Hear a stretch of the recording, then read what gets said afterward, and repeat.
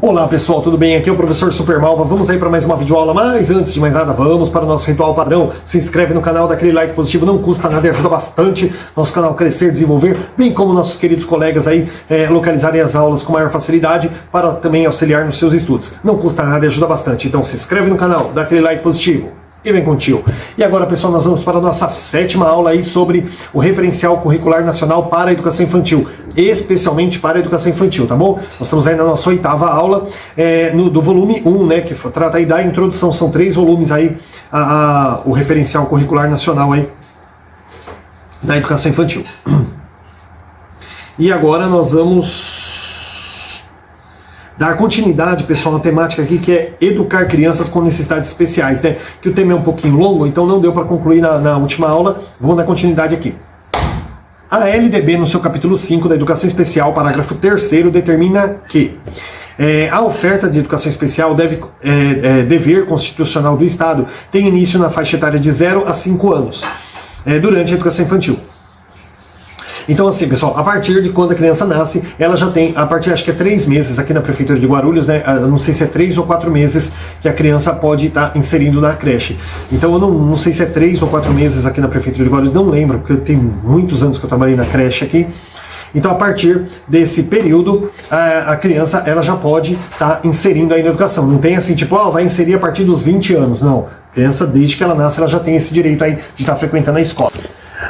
A educação especial, termo cunhado aí para a educação dirigida aos portadores de deficiência, de condutas típicas e altas habilidades, ela é considerada pela Constituição brasileira como parte inseparável do direito à educação. Então assim, pessoal, ela é obrigatória também, ela é um direito, é inseparável aí do direito à educação, tá? Não é assim, tipo, olha, a educação regular é obrigatória, é um direito das crianças, a especial a gente atende se der. Não, ela também é inseparável.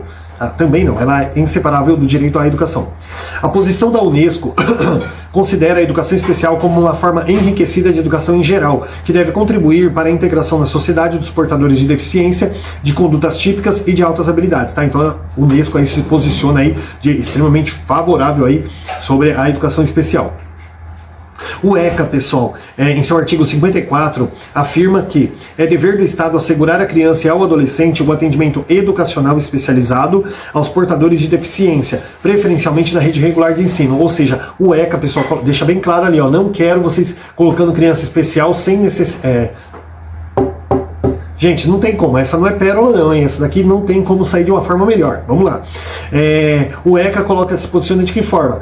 Não quero que vocês colocando os portadores de deficiência, pessoal, preferencialmente em sala especial, tá? Ou seja, vocês tem que colocar eles preferencialmente na sala regular. Não é dando preferência assim à sala especial, falando assim, não, olha, os portadores de necessidades especiais tem que ter preferência na sala especial. Não, de forma nenhuma, tá? Tem que ter preferência no ensino regular. Se tem alguns casos, pessoal, que realmente não dá, a criança ela é nervosa, ela tem algum problema, algum distúrbio, então que ela, de repente, ela perde ali a paciência, ela pode colocar em risco a segurança das outras crianças. Nesse caso, ela não tem socialização, não tem uma interação, nesse caso, realmente ela precisa ser trabalhada numa sala especial. Não é proibido, porém, tá, a preferência até última instância ali, a criança tem que estar na sala regular e ser atendido ali pelo AEE, que eu dei aí várias aulas sobre o AEE, tá bom, pessoal? Que é o atendimento educacional especializado. Legal? Então assim, não pode de forma nenhuma aí colocar essas crianças preferencialmente em sala especial, mas preferencialmente na sala regular. Somente em última instância, mesmo quando não tem condições, que você vai apelar aí para a sala especial. O MEC desenvolve, por intermédio de sua Secretaria de Educação Especial, a SEESP,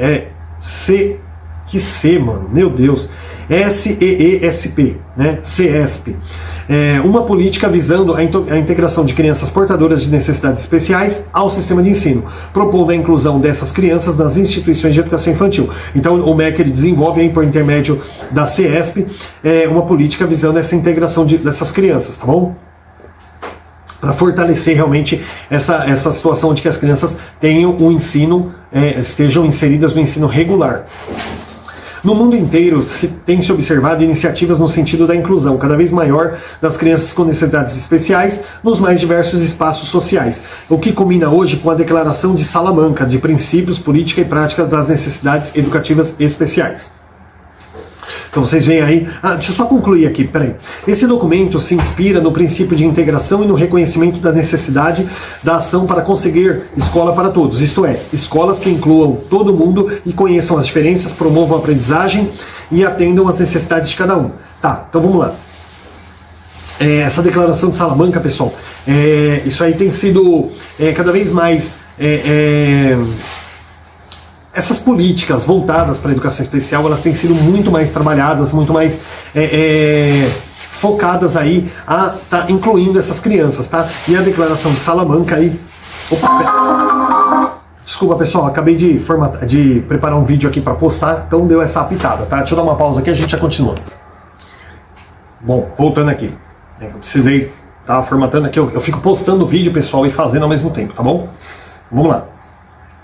Aqui nós estamos falando sobre...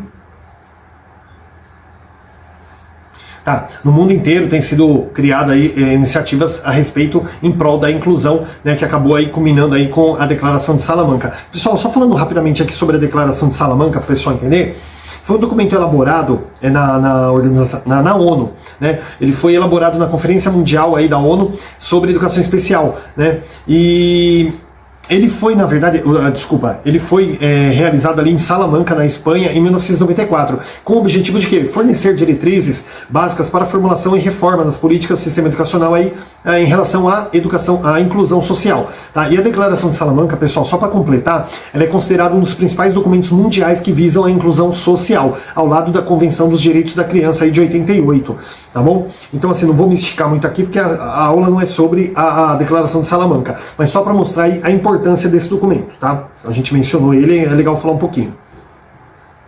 Esse documento, né, no caso, nossa, gente, caramba, tava aqui, ó, eu fui lá no site, lá ler para vocês. Esse documento se inspira no princípio de integração e no reconhecimento da necessidade de ação para conseguir escola para todos. Isso é, escolas que incluam todo mundo e conheçam as diferenças, promovam a aprendizagem e atendam às necessidades de cada um. Eu acho que eu já tinha até lido isso aqui, pessoal, já tinha lido já. Então vamos lá. Quando a gente fala aqui, eu já falei, pessoal, da escola dos diferentes e a escola das diferenças aí numa aula de inclusão social que eu dei muitas aulas de inclusão, então, gente, pelo amor de Deus, não me peçam para achar esse link aqui e postar, porque senão eu vou perder muito tempo, porque eu dei muitas aulas aí sobre inclusão também, então não dá para lembrar exatamente qual das videoaulas que fala sobre essa questão da escola dos diferentes e a escola das diferenças. Escola dos diferentes é aquela escola excludente, onde você vai criar uma sala especial, onde os alunos especiais eles não podem ter contato com os alunos regulares. A escola das diferenças é uma escola onde todas as crianças são iguais, mas com diferenças. Cada um tem uma diferença. Até mesmo aquela criança que não tem necessidades especiais, ela é uma criança com diferenças, tá? Ele gosta de comer com colher, o outro gosta de comer com garfo, um gosta de trabalhar de forma escrita, o outro gosta de trabalhar com música, o outro gosta de trabalhar com tinta, tá? Então a escola da diferença é o quê? É uma escola em que cada um tem a sua peculiaridade, tem suas diferenças, mas que todos são seres humanos, ali estão ali para aprender, então todos acabam sendo iguais com diferenças e não diferentes, tá? É muito legal, foi muito legal essa videoaula que eu dei aí sobre a escola dos diferentes e a escola das diferenças, tá? Então aqui a gente está trabalhando a escola das diferenças. Tá? Não confunda com a escola dos diferentes. A realidade brasileira, de uma forma geral, ela exige que se busque alternativas para a integração do portador de deficiência, de maneira a garantir-lhe uma convivência participativa. Tá? Então, assim, se exige hoje, aí, através de programas, de políticas públicas, a busca de alternativas para a integração aí do portador de deficiência. Então, precisa garantir aí. Aliás, isso já foi até trabalhado, pessoal, através do AEE, né, que eu falei que eu já dei videoaulas aí sobre o AEE. Se eu encontrar, eu coloco na descrição, tá? Porque agora, gente, eu tô meio que numa correria aqui, então eu tenho muitas videoaulas aí, quase 200 videoaulas para ficar procurando, realmente acaba perdendo bastante tempo. Mas, se eu encontrar facilmente aí, eu posto o link do AEE também, que é o Atendimento Educacional Especializado. Eu acho pertinente vocês estarem assistindo a videoaula, porque o AEE é questão de concurso, cai bastante mesmo, tá? Que o AEE exatamente um atendimento especializado para as crianças especiais. Eu vou falar aqui, ó, só uma fraçãozinha, só para vocês entenderem um pouquinho. O AEE, ele é o seguinte: a criança, para ter sua matrícula no atendimento educacional especializado, ele precisa, primeiramente, obrigatoriamente, estar matriculado na rede regular de ensino. Então, mas meu filho não estuda na rede regular, então ele não vai ser atendido pela UAE. Por quê? Uma coisa está ligada à outra. Tá? A criança está matriculada ali na rede regular, ela tem uma necessidade especial, ela vai ser atendida fora do seu horário de aula no AE, de preferência na mesma unidade escolar. Se a unidade escolar não comportar o atendimento do AE, alguma instituição que tenha, ou alguma outra escola mais próxima ali, a criança pode estar frequentando lá. O AE, ele é um atendimento que ele vai trabalhar com a necessidade de cada criança, ou seja, é um projeto que realmente ele requer muita verba do governo. Por quê? Porque cada criança ela tem necessidade de uma ferramenta, de uma metodologia diferente, de um equipamento diferente. Você não vai comprar um conjunto de equipamentos e trabalhar igual com todo mundo ali. Cada um tem uma necessidade. Então o professor do AE, que inclusive recebe uma formação especial, tem que ter um perfil especial para trabalhar com AE, ele vai estar trabalhando de acordo com a especificidade de cada criança. Tanto que o atendimento do AE, ele é individual. Você não trabalha com 3, 4, 5, 10, 25 crianças numa sala. Tá? Ele não é uma sala especial. E ele tem que trabalhar, o professor tem que trabalhar em parceria com o professor da sala regular, para que eles procurem trabalhar as mesmas coisas praticamente. Só que no AE vai ser uma coisa mais voltada para a necessidade da criança. Gente, maiores informações, acessem a minha videoaula do AE. Se eu encontrar o link, eu já vou estar colocando aqui na descrição, tá? Para vocês entenderem, porque é questão de prova. O AE é um tema extremamente importante, beleza? Só que é um tema muito longo, senão a gente vai se perder aqui na nossa videoaula. A educação inclusiva é uma tendência internacional neste final de século. Ou seja, esse documento aqui, pessoal, é um documento, se eu não me engano, de 1998. Olha aí, 1998. Isso mesmo. Tá? Então, tem 20 anos, 22 anos, por isso que fala no final de século. É considerada escola inclusiva aquela que abre espaço para todas as crianças, abrangendo aquelas com necessidades especiais, tá? Então, escola inclusiva, escolas que atendem e abrem as portas para as crianças especiais, principalmente nas salas regulares. O principal desafio da escola inclusiva é desenvolver uma pedagogia centrada na criança, capaz de educar a todas sem discriminação, respeitando suas diferenças. Uma escola que dê conta da diversidade das crianças e ofereça respostas adequadas às suas características e necessidades, solicitando apoio em instituições especialistas quando isso se fizer necessário. Então assim, pessoal, a escola inclusiva ela não pode só simplesmente colocar crianças lá de inclusão e falar assim, deixa inchar aí, cada um se vira. Não, pessoal, ela tem que ser uma escola focada naquilo, ela tem que ter aquela preocupação de estar dando o melhor atendimento possível para aquelas crianças, para que elas possam progredir. Não adianta você você pega 20 crianças, joga uma em cada sala lá da escola e fala assim, esse que se vira lá, corre atrás do prejuízo. Não, a escola tem que estar voltada para isso. Você tem que dar condições da criança progredir, não é só jogar a criança dentro de uma sala e largar ela lá, beleza? É uma meta a ser perseguida por todos aqueles comprometidos com o fortalecimento de uma sociedade democrática, justa e solidária. Tá? Então é uma meta aí, você procurar realmente conseguir atender de forma igualitária, com pleno sucesso aí, todos os casos de necessidades especiais da sua escola. As alternativas de atendimento educacional às crianças que apresentam necessidades educativas especiais no Brasil, elas vão desde o atendimento em instituições especializadas até a completa integração nas várias instituições de educação. Tá? Então, está falando aqui sobre as alternativas de atendimento, onde entra também o AEE, tá? Que eu falei tanto aí para vocês. E elas vão desde o atendimento em instituições especializadas, como também a integração aí dessas instituições de educação, ou até mesmo o atendimento dentro da própria escola, que é o AEE. A qualidade do processo de integração depende da estrutura organizacional da instituição, pressupondo propostas que considerem. Então, primeiramente, aquilo que eu falei, né? O AE, por exemplo, o AE, né? Vou citar o AE como exemplo. Ele tem que ser ministrado preferencialmente dentro da própria escola, mas às vezes a escola não comporta uma estrutura organizacional para atender o AE. Para você saber se a escola comporta ou não, tem aqui algumas coisas a serem consideradas. Por exemplo, o grau de deficiência e as potencialidades de cada criança. Idade cronológica, disponibilidade de recursos humanos e materiais existentes na comunidade. Condições socioeconômicas e culturais da região. Estágio de desenvolvimento dos serviços de educação especial já implantado nas unidades federadas, tá? Então a escola, eu até falei besteira, pessoal, isso aqui não tem a ver com as condições estruturais da escola, mas o que a escola precisa considerar, desculpa, tá? É a realidade local aqui e da criança que a escola tem que considerar. Isso aqui não tem muito a ver com a capacidade da escola de atender. Desculpa aí que eu acabei comendo bola. Vamos só finalizar aqui. Puxa, finalizar com 15 minutos dói, hein?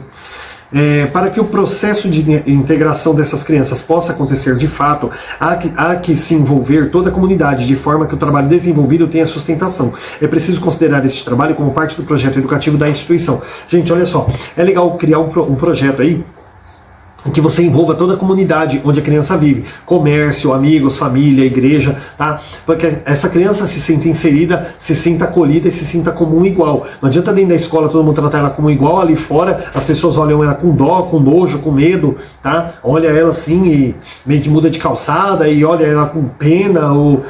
certo? Tem um episódio, gente, tem aquela série Todo Mundo Odeia o Chris, que é muito legal. E tem um episódio dela que o Chris fala assim, né, que o bom de ser negro numa escola de brancos é que a professora te defende até quando não precisa, né? Então, assim, às vezes um colega brinca com você, acontecia, né? O colega brincava com ele, o que vocês estão fazendo com o Chris, né? Então, ele acabava sendo defendido até quando não acontecia nada.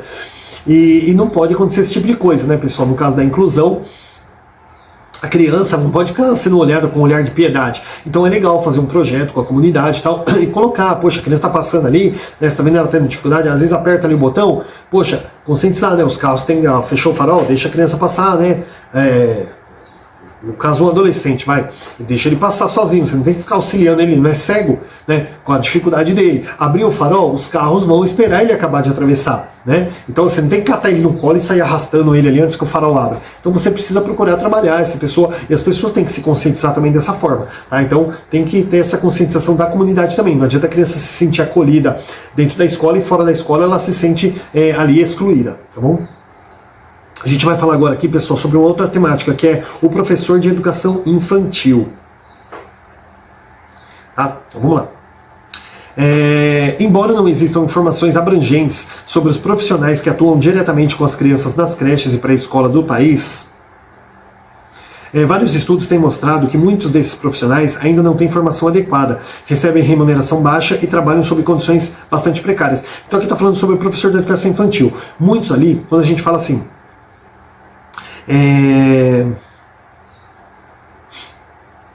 quando você fala de formação adequada, pessoal, isso aqui não tem a ver com a rede pública, tá? Tem a ver com a rede privada, que muitas vezes contrata aí garotas muito novas, aí às vezes até sem formação nenhuma, para trabalhar. Por quê? Por questão financeira, né? Para a escolinha poder deslanchar, poder, né, crescer, não dá para ela pagar um profissional, porque nós temos piso salarial de professores, tudo. Então a maioria das escolinhas particulares aí, pessoal, não trabalha com professor formado, tá? Trabalha com as meninas ali, a diretora, que normalmente é a dona, ela vai mediando, vai auxiliando as meninas, daqui a pouco as meninas acabam adquirindo conhecimento para trabalhar com as crianças, tá? Não vai matar a criança, mas, gente, também não é o correto, tá? Não tem formação adequada, não recebe a remuneração adequada, recebe ali um salário mínimo, às vezes até menos, às vezes nem registro em carteira tem, e trabalha ali como um professor. Na escola pública isso não acontece, tá? Todo mundo tem que estar formado. Agora, quando fala também sobre formação adequada, também entra na questão da formação continuada. O professor, ele tem que estar se especializando cada vez mais, tá crescendo ali a sua formação, como que chama a palavra, pessoal? Meu Deus, né, ampliando, se atualizando. O professor tem que estar se atualizando sobre as novidades da educação, as mudanças, as transformações que vão ocorrendo também. E muitos professores acabam não participando disso e ele vai ficando ali não tendo uma formação adequada para dar continuidade no seu trabalho. Ah, mas eu sou professor há 30 anos, tá bom. Gente, olha de 30 anos para cá o quanto a educação mudou, se transformou, tá? Então precisa ter essa formação continuada também.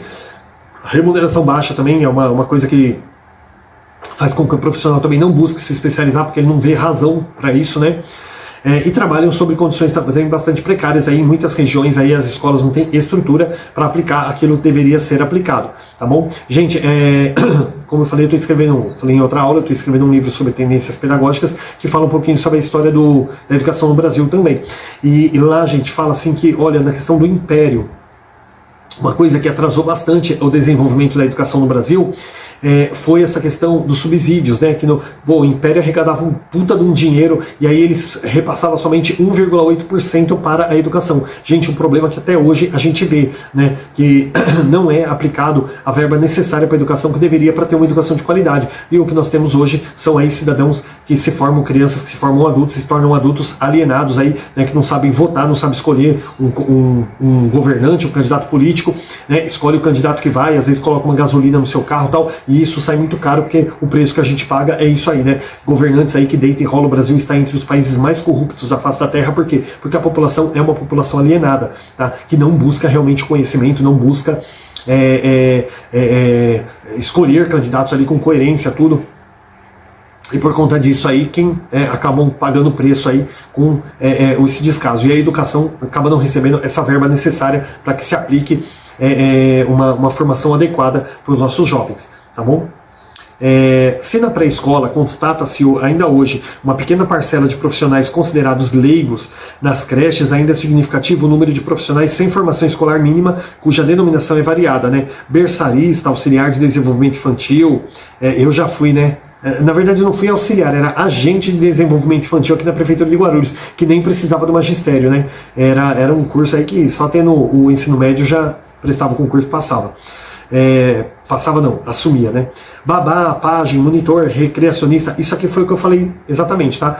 Tem nomenclaturas aí muito pejorativas, muito menores do que precisaria para atuar com a educação infantil, né? Que são que mais ou menos aí as escolas particulares acabam fazendo, né?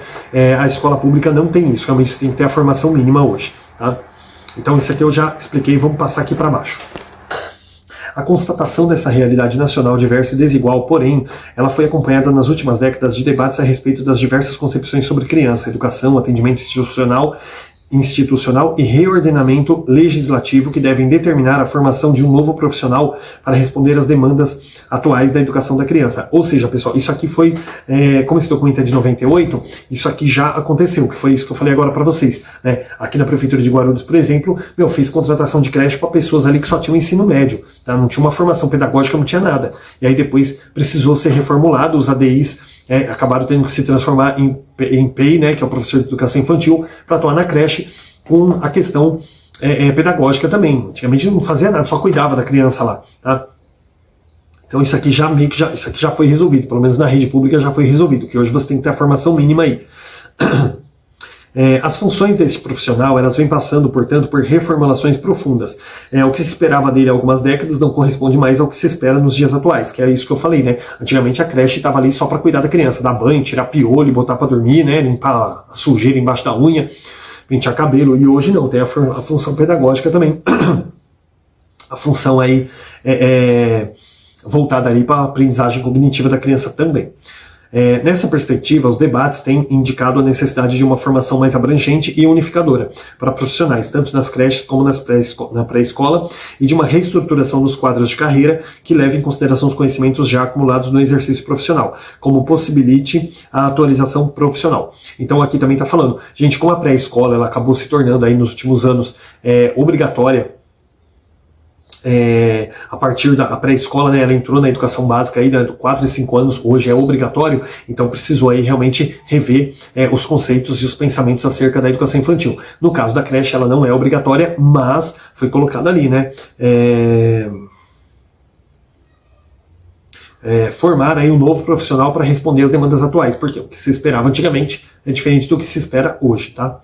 As funções desse... Desculpa, li um negócio lá em cima que eu já tinha explicado. Eu esqueço de rolar aqui. O que se esperava algumas décadas atrás não corresponde mais ao que se espera hoje. O que se espera hoje é que o professor faça um trabalho extremamente pedagógico ali com a criança.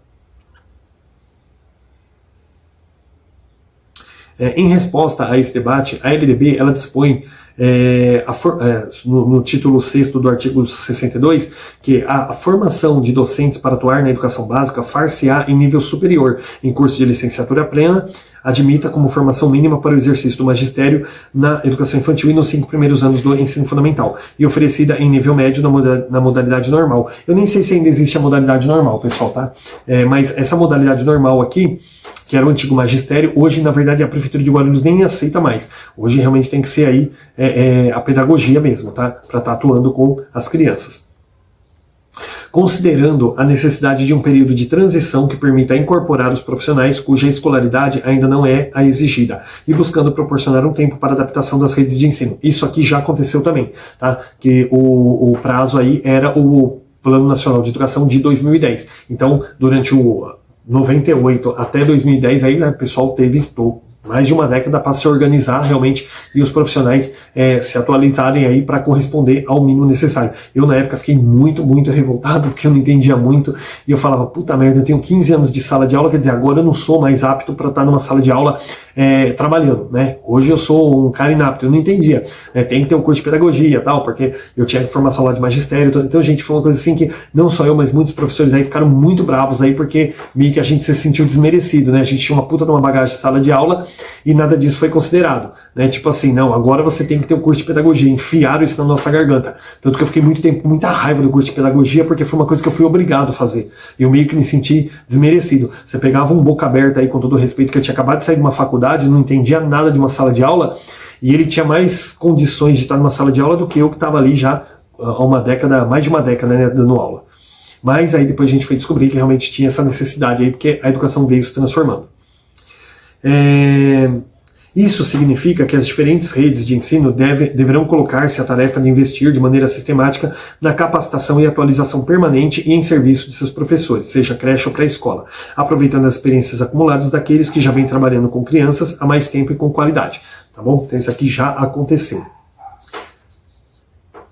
Ao mesmo tempo, deverão criar condições de formação regular de seus profissionais, ampliando-lhes chances de acesso à carreira como professores de educação infantil, função que lhe passa a ser garantida pela LDB, caso cumpridos os pré-requisitos, tá?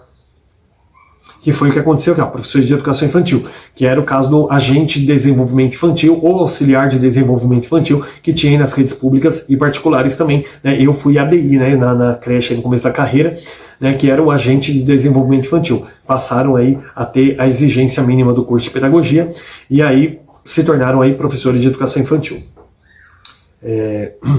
Garantido aí pela LDB. Mas só, aqui deixa bem claro, tá, pessoal? Não foi assim só a transformação do título de cargo, não. Tá? A pessoa tinha que ter o requisito cumprido ali, que no caso era a formação em pedagogia, tá? Não pode pegar uma pessoa com ensino médio e transformar ele em professor em PEI, tá? Não pode de forma nenhuma, tem que ter o curso ali superior formado na área. Nessa perspectiva, faz sentido que estes profissionais das instituições de educação infantil, eles tenham ou venham a ter uma formação inicial sólida e consistente, acompanhada de adequada e permanente atualização em serviço, tá? Então, nessa perspectiva, pessoal, se faz necessário aí, né, que eles tenham uma formação inicial sólida, ou seja, teve que fornecer cursos para esses professores para eles se especializarem também. Assim, o diálogo no interior da categoria, tanto quanto os investimentos na carreira e formação do profissional pelas redes de ensino, é hoje um desafio presente, com vista à profissionalização do docente de educação infantil. Como eu falei, pessoal, isso aqui já foi instituído aí em 2010, né? Então esse documento aqui já tem mais de 20 anos, então eu estou meio que não dando muita importância, porque é coisa que já aconteceu, tá bom? Já foi readequado isso.